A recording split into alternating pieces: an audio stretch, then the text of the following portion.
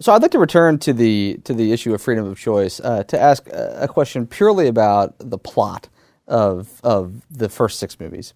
You write the 2 trilogies are about freedom of choice under nearly identical conditions. That had never occurred to me before. Can you explain what you mean by this?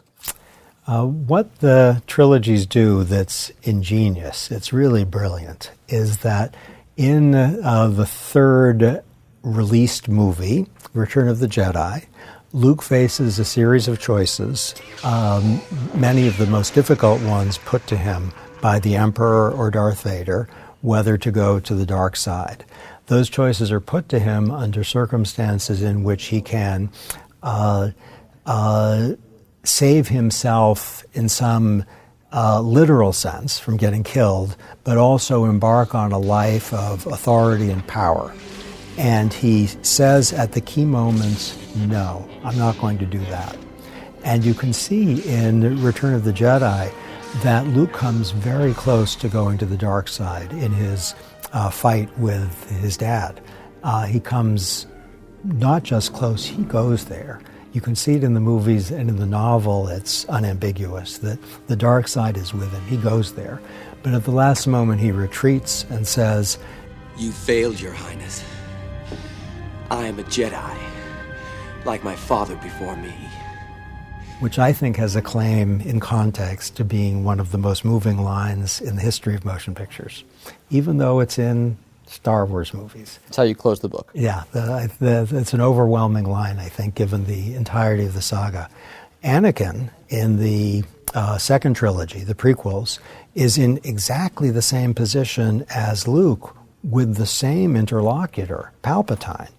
And that makes it really interesting to think temporally that suggests that in Return of the Jedi, Palpatine is knowingly replicating exactly what he did with Anakin. And so when he says everything's unfolding as I have foreseen, he has had an experience that was the same. And Anakin, faced with the choice, goes to the dark side, basically in order to save his beloved, who Palpatine says, "To cheat death is a power only one has achieved. But if we work together, I know we can discover the secret." And that form of attachment that Anakin has is what leads him to the dark side. And Yoda says, "Miss them, do not. Attachment leads to jealousy. The shadow of greed, that is." And he had that experience. That was the experience with Anakin. So it's all mirroring itself. Luke almost goes to the dark side because of attachment to his sister, whom his father threatens. And then he goes dark, just like Anakin. If you will not turn to the dark side, then perhaps she will. But in the end, Anakin ends up replicating his own experience of attachment. That is, he can't bear to see his beloved die. In this case, his beloved is his son. And so he saves his soul that way.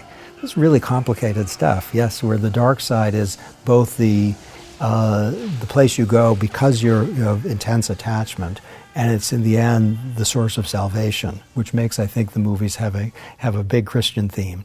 But the mirroring of one to the other is extremely precise. They're almost physically the same. The location of the Emperor and Anakin in the prequels, the location of the Emperor and Luke in the original trilogy.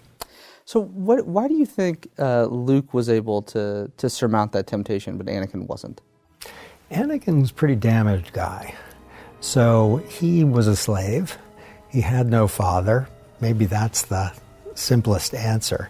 He had no father at all, no male figure. He had a childhood that was truncated by he's off with these guys who think he's the chosen one. He adores his mother, and he's severed from her, and then his mother's killed. So he's lost or abandoned or taken or threatened at all these key moments. Luke has a good nuclear family of loving aunt and uncle who raise him you know, it looks like in the best possible way. So by the time we see him at the age of 18 or 19 or 20, he's kind of regular. He's ambitious. He looks up at the sky with longing, but he's not, there's nothing that's kind of taken something out of his heart.